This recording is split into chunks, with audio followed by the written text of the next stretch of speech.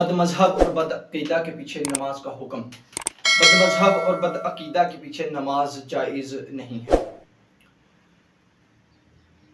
हमने चंद रोज़ कबल अपने चैनल पर एक वीडियो अपलोड की। इस वीडियो में इस तरह से था कि इमाम काबा के पीछे नमाज जायज़ नहीं है। उस वीडियो के मुतालिक चंद दोस्तों के कमेंट आए जिन्होंने कहा कि इमाम काबा के पीछे नमाज जो है वो क्यों जायज़ नहीं है, हमें बताएं कि इमाम काबा के पीछे या देवबंदियों के पीछे, वहाबियों के पीछे, अहले हदीस के पीछे, अहले तशरीह के पीछे नमाज पढ़ना जायज़ क्यों नहीं है। तो वो इसलिए जायज़ नहीं है, तो इस वीडियो के जवाब में हम ये वीडियो बना रहे हैं ताकि जिन लोगों को, जिन अहबाब को इनकी गुस्ताखियों के बारे में इल्म नहीं, वो इस वीडियो को देख कर जो है इनकी गुस्ताखियों के बारे में जान ले और इनसे अपनी जान को जो है छुड़ा ले। सबसे पहले इन्होंने नबी पाक सल्लल्लाहु अलैहि वसल्लम की शान अक़दस में गुस्ताखियाँ की। तो जो नबी पाक सल्लल्लाहु अलैहि वसल्लम की शान में गुस्ताखी करे वो काफिर है, और जो नबी पाक सल्लल्लाहु अलैहि वसल्लम की शान में गुस्ताखी करने के बाद काफिर हो जाए और उसके बाद भी मुसल्ला इमामत पे खड़ा हो, उसके पीछे नमाज किस तरह से जायज़ हो सकती है। इनके जो बुजुर्ग हैं, जो इनके अकाबिर हैं, उन्होंने लिखा है कि देवबंदी और वहाबियों के अकाबिरीन ने अल्लाह तबारक व तआला और उसके रसूल सल्लल्लाहु अलैहि वसल्लम की शान अक़दस में गुस्ताखाना कुफरिया इबारात लिखी, जिनकी वजह से अरब व अजम के कसीर उलमा और मशाइख ने मुत्तफ़िक़ा तौर पर इन पर कुफर का फतवा जो है वो लगाया है।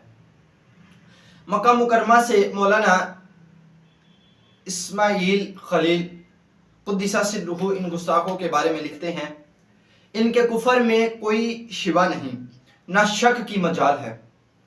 जो इनके कुफर में शक करे उसके कुफर में भी कोई शक नहीं है। तमाम मुसलमान इस बात पर मुत्तफिक हैं कि अल्लाह ताला और उसके रसूल अक़दस सल्लल्लाहु अलैहि वसल्लम की शान और सिफात में गुस्ताखी करने वाला काफिर है। तो जो नबी पाक सल्लल्लाहु अलैहि वसल्लम की शान में गुस्ताखी करे वो काफिर है। देवबंदी वहाबियों की गुस्ताखाना कुफरिया इबारात में चंद दर्ज की जाती हैं ताकि मुसलमान खुद फैसला फरमाएं कि हक पर सुन्नी बरेलवी हैं जो इन इबारतों को काफिराना करार देते हैं, या देवबंदी वहाबी हैं जो इन इबारतों को इस्लामी और उनके लिखने वालों को बुजुर्गान दीन कहते हैं। सबसे पहले ये कहते हैं कि नबी पाक सल्लल्लाहु अलैहि वसल्लम जो हैं वो चमार से भी ज्यादा बुरे हैं। अस्तगफिरुल्लाह। हर मखलूक बड़ा हो जैसे कि नबी पाक सल्लल्लाहु अलैहि वसल्लम रसूल और फरिश्ते, और या छोटा हो जैसे हम और तुम, जैसे आम अवाम है, इस तरह से कहते हैं कि वो अल्लाह जल्ला जलालुहु की शान के आगे चमार से भी ज्यादा जलील हैं, ज्यादा बुरे हैं। तकवियतुल ईमान सफ़ा 12 के ऊपर ये बात लिखी हुई है। इसका जो मुसन्निफ है वो देवबंद मुसन्निफ इस्माइल दहलवी देवबंदी वहाबी है। फिर कहते हैं जी कि नबी बड़े भाई और हम छोटे भाई, औलिया अंबिया सब इंसान ही हैं और बंदे आजिज और हमारे भाई, मगर इनको अल्लाह ताला ने, अल्लाह जल्ला जलालुहु ने बड़ाई दी, वो बड़े भाई हुए। हमको उनकी फरमाबरदारी का हुक्म दिया, हम उनके छोटे हैं, सो इनकी ताज़ीम इंसानों की सी करनी चाहिए। यानी इनकी नबियों की ताज़ीम जो है वो इंसानों की ताज़ीम की तरह करनी चाहिए। इन बदबख्तों ने इस तरह से नबी पाक सल्लल्लाहु अलैहि वसल्लम की शान अक़दस के अंदर गुस्ताखी की, और ये गुस्ताखी करने के बावजूद अब बताएं ये काफिर हो चुके। जो नबी पाक सल्लल्लाहु अलैहि वसल्लम की ज़ात के अंदर, उनकी सिफात के अंदर गुस्ताखी करता है वो काफिर हो जाता है। तो बताइए, अगर कोई काफिर किसी मोमिन का इमाम हो सकता है, कोई काफिर किसी ईमान वाले का इमाम हो सकता है, आप खुद फैसला फरमाएं। फिर कहते हैं कि बकवास करते हैं कि नबी पाक सल्लल्लाहु अलैहि वसल्लम को माअज़ल्लाह पागलों और हैवानों जैसा इल्म है। ये जो मैंने पहले बात की कि नबी पाक सल्लल्लाहु अलैहि वसल्लम बड़े भाई और हम छोटे भाई हैं, इसका हवाला ये है कि ये भी इन्होंने तक़वियतुल ईमान के अंदर सफ़ा 50 पर जो है लिखी हुई है, और छापने वाला जो है वो मुसन्निफ इस्माइल दहलवी है।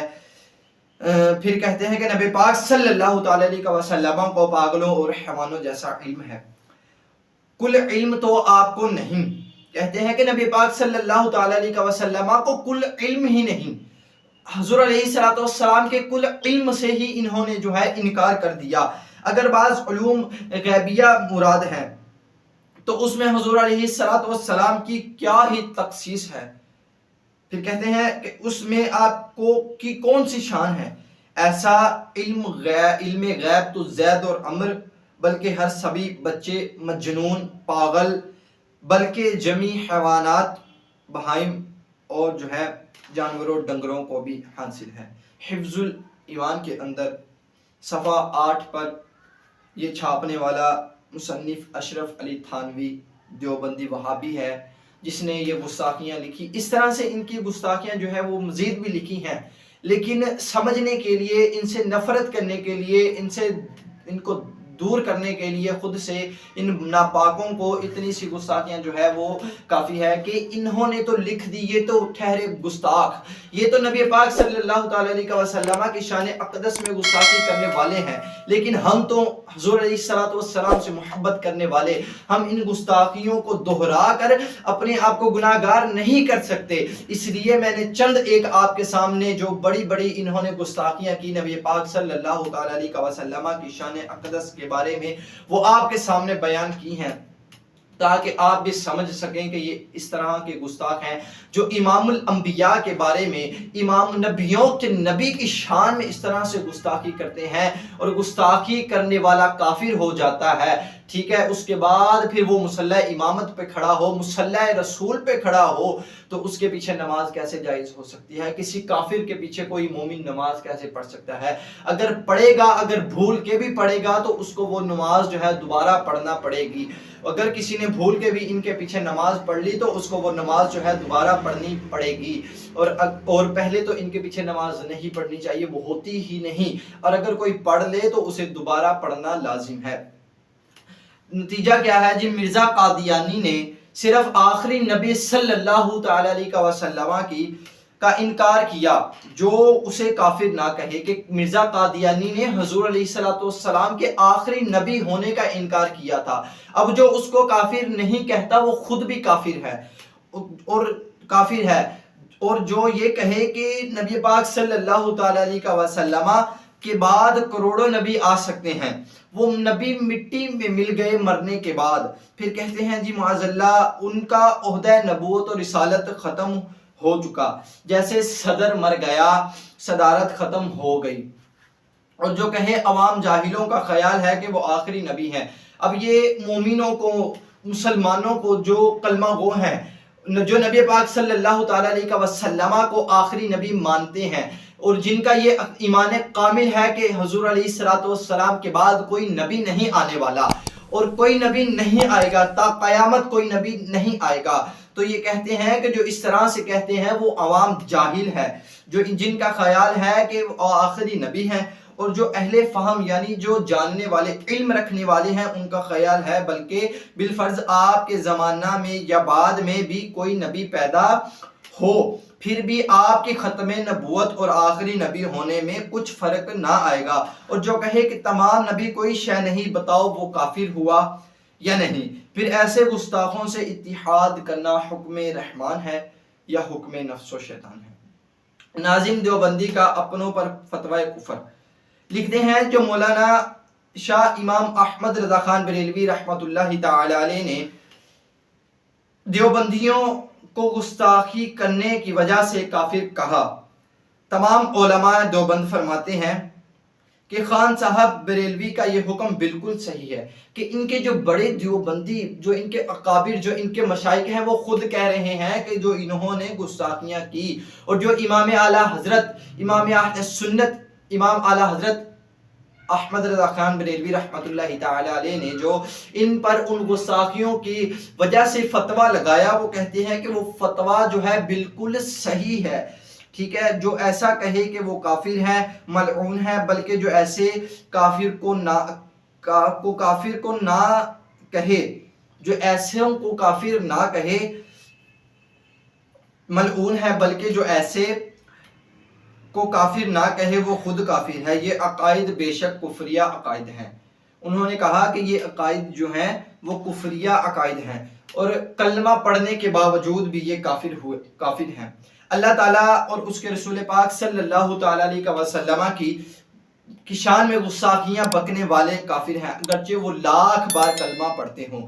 اللہ تعالیٰ قرآن پاک میں ارشاد فرماتا ہے، پارہ 6 رکوع نمبر 1 آیت نمبر 150 اور 151 پر موجود ہے ترجمہ، جو اللہ اور اس کے رسول کو نہیں مانتے، جو اللہ تعالیٰ اور اس کے رسولوں کو نہیں مانتے اور چاہتے ہیں کہ اللہ تعالیٰ سے اس کے رسولوں کو جدا کر دیں، اور کہتے ہیں کہ ہم کسی پر ایمان لائے اور کسی کے منکر ہوئے، اور چاہتے ہیں کہ ایمان اور کفر کے بیچ کوئی راہ نکال لے، یعنی کہ ایمان اور کفر کے درمیان میں یہ کوئی راہ نکال لیں، یہی ہے ٹھیک کافر، اور ہم نے کافروں کے لیے ذلت کا عذاب تیار کر رکھا ہے۔ کنز ایمان۔ اللہ تعالیٰ سے اس کے رسول صلی اللہ تعالیٰ علیہ وسلم کو جدا کرنے والوں کے متعلق اللہ تعالیٰ نے فرمایا، ہم الکافرون حقا، کہ وہ پکے کافر ہیں۔ ذکر خدا جو ان سے جدا چاہو نجدیو، واللہ ذکر حق نہیں کنجی سقر کی ہے۔ اسماعیل دہلوی نے، دیوبندی وہابی نے تقویت الایمان میں لکھا، اللہ کے سوا کسی کو نہ مان۔ کہتا ہے کہ اللہ کی قسم کھاتے ہیں کہ انہوں نے نہ کہا، اور بے شک ضرور انہوں نے کفر کی بات کہی اور اسلام میں آ کر کافر ہو گئے۔ پتہ چلا کہ رسول اللہ صلی اللہ تعالیٰ علیہ وسلم کی شان میں گستاخانہ الفاظ کہنے والے مسلمان ہونے کا دعویٰ کرنے کے باوجود کافر ہیں۔ استغفر اللہ۔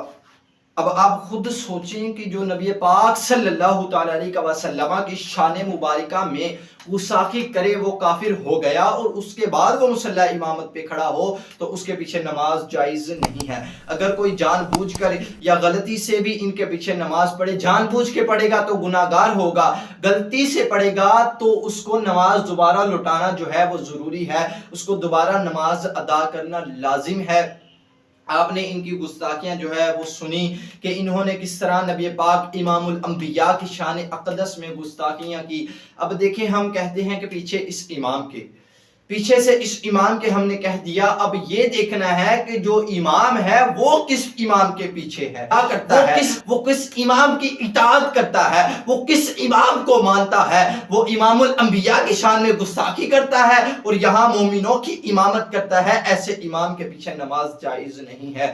اگر کسی بھی فرقے کا امام ہو، اہل سنت کا امام ہو، دیوبند کا امام ہو، اہل حدیث کا امام ہو، اہل تشیع کا امام ہو، کسی بھی مسلک کا امام ہو، کسی بھی جماعت کا امام ہو، جب تک اس کا عقیدہ درست نہیں ہوگا اس کے پیچھے نماز جائز نہیں ہوگی، اس کے پیچھے نماز پڑھنا جائز نہیں ہوگی۔ اب کوئی امام الانبیاء کی شان میں گستاخی کرے ہے، وہ کہے کہ نبی پاک صلی اللہ تعالیٰ علیہ وسلم چمار سے بھی زیادہ برے ہیں، استغفر اللہ، اور وہ کہے کہ نبی پاک صلی اللہ تعالیٰ علیہ وسلم بڑے بھائی، ہم چھوٹے بھائی، اور نبی صلی اللہ تعالیٰ علیہ وسلم کو پاگلوں اور حیوانوں جیسا علم ہے، استغفر اللہ، اللہ معاف فرمائے۔ بد مذہب کی صحبت سے بھی بچنا چاہیے کہ صحبت اثر رکھتی ہے، اگر ان کی صحبت میں بیٹھو گے تو ان جیسا ہو جاؤ گے، بلکہ عاشق رسول بنو، مصطفیٰ کریم علیہ السلام سے سچی پکی محبت کرو، ان کے عاشق بن جاؤ، ان کے سوا کسی کا نام نہ لو۔ مصطفیٰ کریم علیہ السلام کی سچی پکی محبت میں اپنے آپ کو گرفتار کر لو۔